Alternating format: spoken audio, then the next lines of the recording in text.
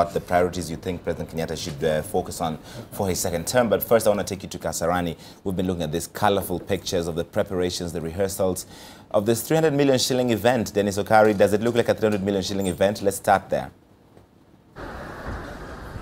Well, in terms of logistics, you can argue maybe yes. You don't see this. The amounts of money that have been put into this ceremony for tomorrow, it's really hard to tell physically whether they add up. But I can tell you that much of it will go into the tight security that will be obviously going into this event, because inside since morning what they've been doing is the last-minute rehearsals, and we are suspecting that this is actually the last rehearsal because we have different government officials who have already arrived here. We have like three government ministries that are here. We have the Foreign Affairs Ministry. Officials are here obviously because of the dignitaries that will be here tomorrow and the heads of state that are expected to be coming in here very early in the morning. We also have the Interior Ministry, which will be handling much of the official security arrangements around here, and the usual bureaucracies within the government institutions. And then we also have the security and the judiciary as well. So it's a bit noisy here. So what you're seeing behind me actually is the Navy, the Army, plus the Air Force, who are doing their last parade as they get out of the stadium. So they're rehearsing what they'll be doing tomorrow. This is the only thing that you'll be able to see tomorrow. So you don't expect a full military parade where you have a parade that goes for up to 30 minutes. It's going to be very brief tomorrow. So the military have obviously taken over. They're the one who are handling this ceremony. Remember, it's twofold. It's judicial and military. So they're rehearsing how they're going to be marching out of the stadium. This will be after the swearing in of the president after he takes his oath of office. The security in here is very, very tight. Coming in here took a couple of minutes just to get inside the stadium despite having accreditation. And tomorrow they're saying that people will be streaming in from as early as 5 in the morning, and they expect people to be seated very early. The screening process will be very thorough. I mean, this is one of those events in our calendar, one of those events in the country where you expect maximum security, to the extent that we have police officers who have been drawn from the counties coming into Nairobi. They've already arrived, many of them, and their duties will be mainly to just manage crowds outside the stadium and inside. But the security will be handled by the military. Obviously, they'll be here to protect their commander-in-chief as he takes oath of office. So they're marching, doing their rehearsal, paying their respects to the now sworn-in president, the commander-in-chief, their commander-in-chief. So this is the last rehearsal that I'm meant to understand is going to be done here today, because protocol officials have also taken their turn to look at how everything will be handled from the different countries, Larry. So we have protocol teams from the visiting countries and representing the heads of state who are here, who have been going through the different programs, going through the time schedules. They're supposed to be here, the officials and their presidents, when they're supposed to be here, how they're going to be leaving. We also have the security detail, the advanced security detail team that have already also arrived, and I've seen many of them, consulting with their Kenyan counterparts, having their security discussions and so on and so forth. Around the stadium here at Moi International Sports Center, Kasarani, the military are on the rooftops. These are the special forces. They're on the terraces up there. They are just monitoring and looking at everything that is going on these grounds today. So this is the kind of picture that we're expecting to see tomorrow. Larry, I just need to point out that they've done their rehearsal for oath of office, where they've gone through the program on how the president will walk in, inspecting the guard of honor, how he'll go to the podium, where he will be sitting together with the first lady, where his deputy will also be sitting, where the chief justice will be sitting, and so on and so forth. So they've done the full rehearsal.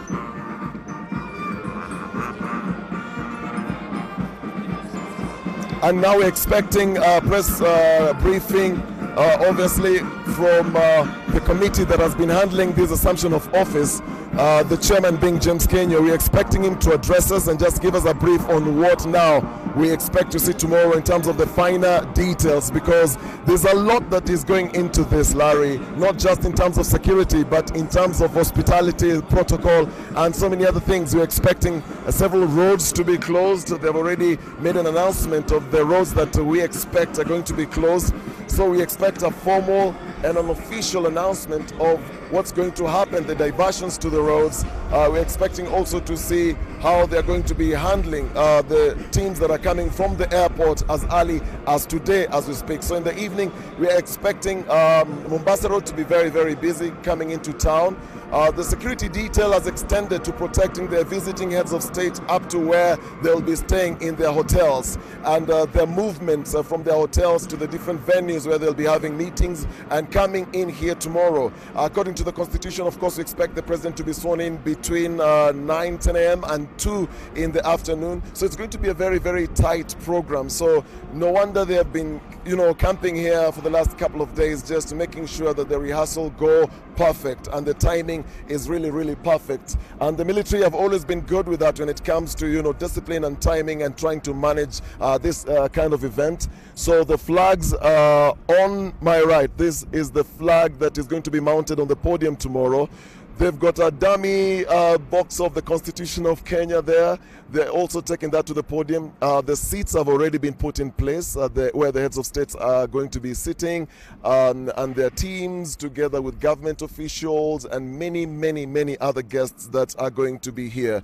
We have not been told the number officially of how many heads of state have finally confirmed. We just have a couple of names that we've been told are going to be here. Their flags, the flags of their countries have already been mounted around the stadium.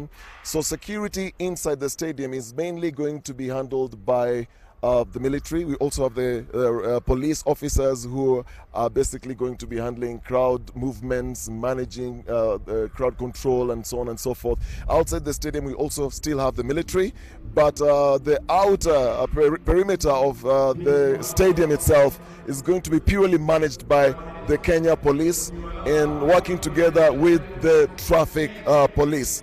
So the Chief of Defense Forces is here, General Samson Mwadede, who's been overseeing this entire process by the military.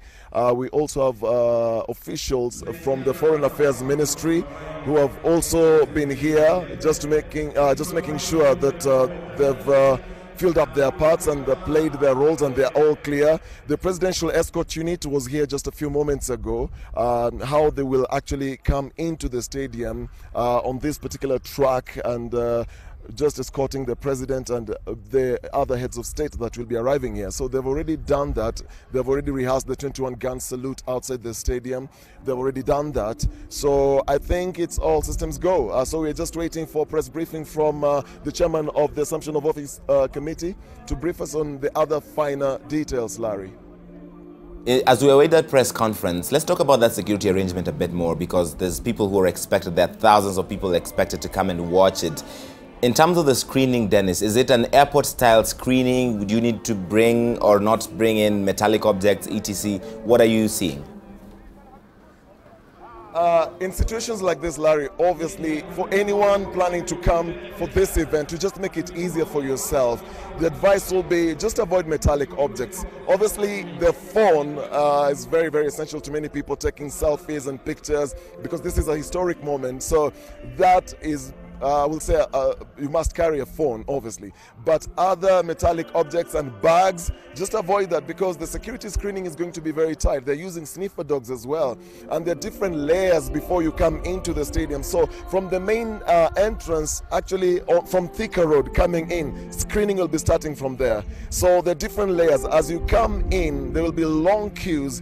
And if you're carrying bags, if you're carrying a backpack, if you're carrying a large handbag, the process will be very slow, and unfortunately people will be told to leave their luggages, their handbags or their bags or some of the things that they're carrying outside the stadium, and you don't want to go through that, obviously. So the advice will be, don't carry bags, just carry maybe your phone and maybe a drink if you need to have a drink, juice or soda or something that you want to take when you're inside the stadium. because security is extremely going to be tight, and understandably so, because the Israeli Prime Minister is expected to be here tomorrow. And we know when the Israeli Prime Minister comes into the country, like when he came the last time, the traffic snarl-ups, the security around him was so tight, and it was so inconveniencing for so many people. So we expect to see a lot of that tomorrow. We also expect the Ugandan President Museveni, who's going to be coming. We know the security details, how normally they handle things around. So it's going to be very tight. And one of the things I've been told by the one of the protocol teams is people need to come in very early in the morning. So we do expect the media, for example, to come in at around 4 in the morning just for the setup, because Larry, the media is not allowed to come close to the podium or to where this event is going to be taking place. We're going to be at a very far distance, just picking a signal from one from the company that has been given this contract to just beam this to the rest of the country. So even for the journalists, it's not going to be easy. So coming in here will be around 4 in the morning, and then everybody else will be coming in, assumably maybe from 5, 6 in the morning, because the ceremony has to end by 2, Larry. Okay, and because of the Israeli Prime Minister's attendance, that means that the level of security, like you mentioned, is higher. Who are you seeing there? The Reiki squad people? I've seen some uniformed men and women there that are maybe not familiar, or you don't see them in public all the time, given the understanding that this is probably one of the most protected state events ever. Well, Larry, I didn't quite get your question. Clearly, there's a lot of noise. I understand, yes. They're starting to play music. But who do I see? I guess that's what I heard you say. Yes. I'm seeing religious leaders here who are part of the program for tomorrow, from the different denominations that we have in the country, from the traditional leaders. I'm seeing the Maasais are here. I'm seeing the Catholics are here. The Muslims are here. What they've done is they've gone through the rehearsal of the prayers for tomorrow. So that is done and dusted. We have the main protocol officials who are going to manage the event tomorrow from the Master of Ceremony. And this is from the military side and also from the Assumption of Office side, who are going to be managing this tomorrow. So I've seen very familiar faces. The person I'm seeing from where I'm standing is the Chief of Defense Forces, General Samson Mwadede, and is just having a word with a few officials there, and many others are from the Interior Ministry and from the Office of the President as well.